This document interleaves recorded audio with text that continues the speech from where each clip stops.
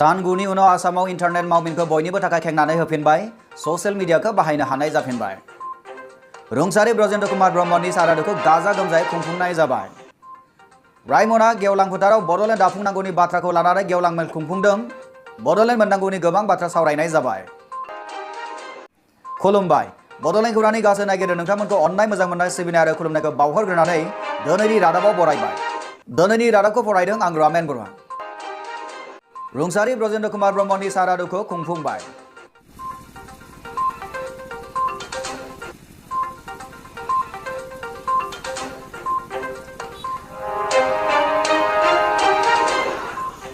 गागि बर' थुनलाइगिरि मानगोनां ब्रजेन्द्र कुमार ब्रह्म बिथांनि सारादुखौ 20 डिसेम्बराव खुंनाय जायो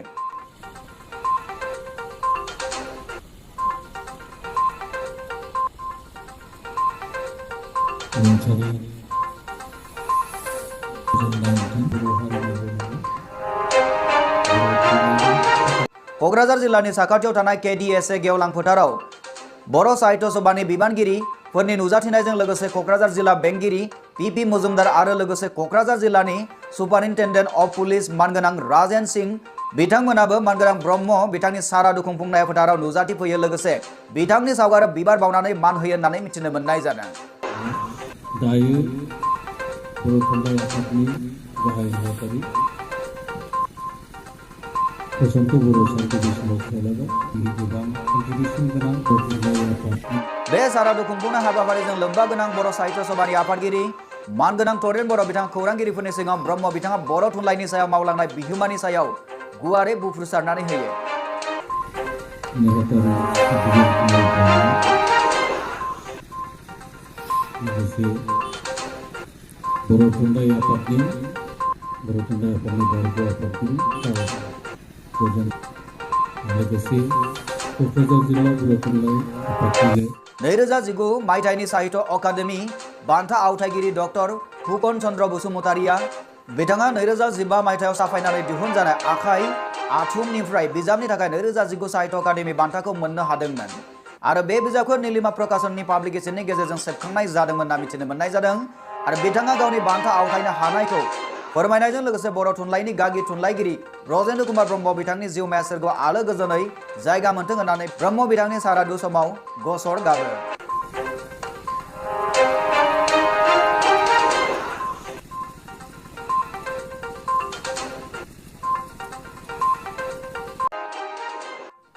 सानगुनि उनाव आसामाव इन्टारनेट मावमिनखौ बयनिबो थाखाय खेंना होफिनबाय आसामाव ससियेल मिडियाखौ बाहायनो हानाय जाफिनबाय सिटिजेनशिप एमेन्डमेन्ट बिलआ राज्य सभायाव पास जाखांनायनि उनावनो आसाम नाङै केबनि हेंथा सोमावसारनाय सोमजिखांनायनि थाखाय आसाम सोरखारा इन्टारनेट मावमिनखौ जोबनो गैयै सानसिम बन्द फोसावनाय जादोंमोन नाथाय सानगुनि उनाव जेब्ला आसामनि थासारिया एसे मोजांनि फारसे फैनायखौ नुनानै इन्टारनेट मावमिनखौ खेंना होफिननाय जाबाय थांनाय 20 डिसेम्बरनि मोनाबिलिनि 7 रिंगानिफ्राय बन्द खालामजानाय इन्टारनेट मावमिनखौ खेंनानै होफिनो 20 डिसेम्बर खालाराव रायमना गेवलां फोथाराव बड'लेण्ड दाफुंनांगौनि बाथ्राखौ लानानै गेवलां मेल खुंफुंदों बे प्रग्रामनि गेजेरजों जोङो भारत सरकारखौ मोनसे मेसेज दैथायदों जाहाथे भारत सरकारा दिनैनि थारिखआव जे होनबे जोंनि सोमावसारारि आफादजों जे सुक्ति खालामनो थाखाय बिथांमोना थामथिम खालामगासिनो दङ जोंखौ खोथा होगासिनो दङ बा जोंखौ हांख्रायगासिनो दङ दा बिथांमोनखौ जों बुंदों जे सुक्तिनि नामाव जाहाथे बिथांमोनहा खालि सुक्तिल' खालामनाय बेखौ बिथांमोनहा जेन' खालामा क'क्राझार जिल्लानि गसाइगाव महकुमानि सिङाव थानाय रायमना गेवलां फोथाराव बड'लेण्ड दाफुंनांगौनि बाथ्राखौ लानानै PJSCBM, NDFBP,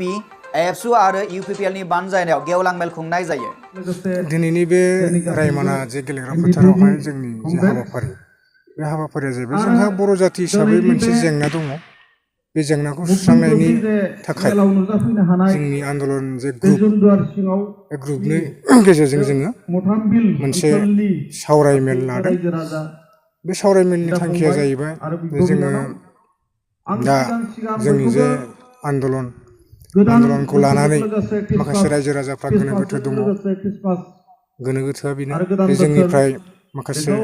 एक्सपेल खालामजानाय सानैसो मानसिफोर थाबाय बेनिफ्राय पिपल जेनेरेशन कमिटि फर बड'लेण्ड मुभमेन्टनिफ्राय ओंखारलांनाय सानैसो दैदेनगिरि थाबाय दा बिथांमोनहा BPF हान्जाखौ लानानै रायजो राजाफोरनि सिगाङाव माब्लाबा बुङो जे मास मोनथामनि गेजेराव एकर्ड जागोन। बे मेलाव बड'लेण्ड मोननांगौनि सोमोन्दै गुवारै सावरायनाय जायो होननानै जोंनिसिम खौरां मोनफैदों। बे रादाबखौ जोंनिसिम दैथायहरदों गसाइगावनिफ्राय खोरोमदाव लाइफारिनि रिपर्ट बड'लेण्ड खौरां। बड'लेण्ड खौरांनि गासै नायगिरि नोंथांमोनखौ अननाय मोजां मोननाय आरो सिबिनायखौ फिन बावहरफिननानै दिनैनि रादाबखौ एसेबांनो फोजोबनाय जाबाय। गोजोन्थों।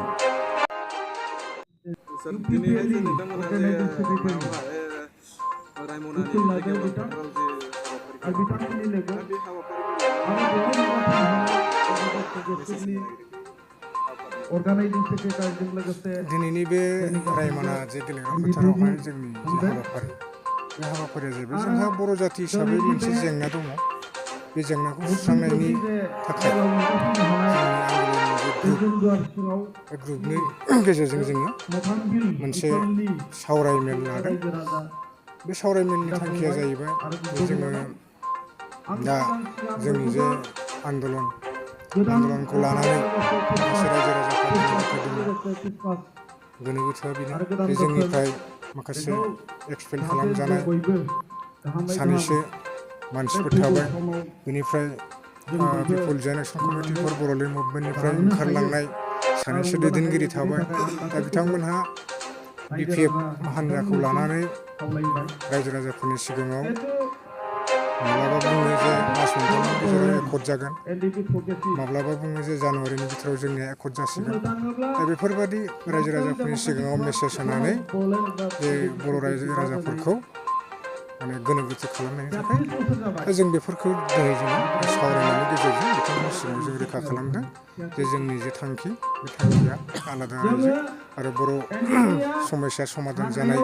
मोनसे बेबस्था नङाबा जोङो एकर्ड खालामा। बे बाथ्राखौ जोङो रायजो राजाफोरनि सिगाङाव फोरमायनो फैदों।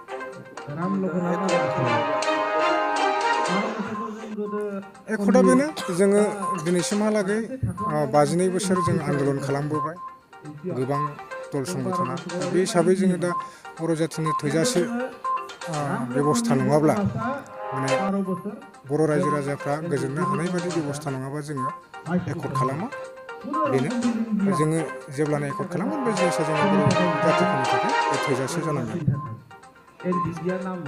दिनै दुलाराय बर' फरायसा आफाद, people's joint action committee for Bodoland movement आरो NDP प्रग्रेसिभ जों मोनथाम आफादनि बानजायनायाव जेन बे रायमना गेवलां फोथाराव जे दिनै हाबाफारि लानाय जादों। बे हाबाफारि लानायनि गुबै जाहोनानो बेनो जे दिनै जोंनि बर' समाजाव जे मोनसे थासारि सोमजिगासिनो दङ जे बे सुक्तिखौ लानानै जे खायसे बुंनो नागिरो जे बे मास मोननै मोनथामनि गेजेरावनो भारत सरकारजों सुक्ति खालामनायनि बाथ्राखौ माखासे जोंनिफ्राय फ्रेक्सन जानानै थांनाय बिथांमोनहा बुंलागासिनो दङ। दा जोंनि सोमावसारारि आफादा बेखौ थोंजोङै जोङो रायजो राजाफोरनि सिगाङाव बुंदों जे एबारनि जिहेतु सुक्ति बे सुक्तिया जाहाथे फिथाइ थायनाय बायदि जाहाथे बर' जाथिया आरो इयुनाव पुनराय आन्दलन खालामनाङै बायदि जाहाथे सुक्ति जायो बेबायदि सुक्तिखौसो जों गनायगोन होननानै जों रायजो राजाफोरनि सिगाङाव मेसेजखौ जोङो दैथायनो थाखाय बे प्रग्राम दिनैनि बे हाबाफारिखौ लानाय जादों। थांनाय माखासे समफोराव जेरैहाय थांनाय नभेम्बरनि 9 आरो नभेम्बरनि 25 तारिख 8 तारिखआव सनितपुर जिल्लायाव सारिदुवार, बेनिफ्राय 25 तारिखआव क'क्राझाराव जे मास गेदारिं लाबाय, बेनिफ्राय थांनाय 9 तारिख डिसेम्बराव जे दिल्लीनि जन्त्रमन्त्रआव जे मोनसे हाबाफारिखौ समाजारि आफादनिफ्राय जे लानाय जादों, बे हाबाफारिनि गेजेरजों गभर्नमेन्ट अफ इन्डियानि माबा मोनसे मेसेज दङ। दा जोङो थांनाय जिहेतु 8 तारिख नभेम्बराव सनितपुर जिल्लानि सिङाव सुबुं गमाजों लानाय जादों आरो 25 तारिख नभेम्बरनि 25 तारिखआव क'क्राझाराव मोनसे लानाय जादों आरो दाखालि थांनाय दिल्लीयाव जिहेतु प्रग्राम जानानै थांबाय बे प्रग्रामनि गेजेरजों जोङो भारत सरकारखौ मोनसे मेसेज दैथायदों जाहाथे भारत सरकारा दिनैनि तारिखआव जे बे जोंनि सोमावसारारि आफादजों जे सुक्ति खालामनो थाखाय बिथांमोना थामथिम खालामगासिनो दङ, जोंखौ खोथा होगासिनो दङ बा जोंखौ हांख्रायगासिनो दङ। दा बिथांमोनखौ जों बुंदों जे सुक्तिनि नामाव जाहाथे बिथांमोनहा खालि सुक्तिल' खालामनाय बेखौ बिथांमोनहा जेन' खालामा। जासे सुक्ति खालामोबा बर' जातिनि थाखाय जिहेतु जेसेबां समयसा दङ बर' जातिनि जे समयसाखौ लानानै दिनै एनडिपि प्रग्रेसिभआ हाग्रायाव थानानै हाथियार लानानै जे भारत सरकारजों नांदों जे दुलाराय बर' फरायसा आफादा गणतान्त्रिक कान्ट्रिजों आन्दलन खालामदों जे पिपल्स जयेन्ट एक्सन कमिटिया जे गणतान्त्रिक कान्ट्रिजों आन्दलन खालामदों बे उद्देश्यफ्रा जाहाथे साक्सेस जायो बा सरकारा बेखौ गुरुत्त होयो बे असिलाजोंसो जोङो बे हाबाफारिखौ लानाय जादों। दा हाबाफारिनि गेजेरजोंथ' गभर्नमेन्ट अफ इन्डिया सिगांनिफ्रायनो जोंखौ खोथा होबाय थादों जे नोंथांमोना थाबैनो समाधानखौ खालामनांसिगौ होननानै। दा समाधानखौथ' जोंबो लुबैदों नोंथांमोना खालामबा जोंहा बेयावबो एग्रि नाथाय नोंथांमोननि जिहेतु अफार होनाय जोंनो बे जोंनि नाजावथावथाव जानांगोन होननानै जों बिथांमोनखौ खावलायनाय जादों।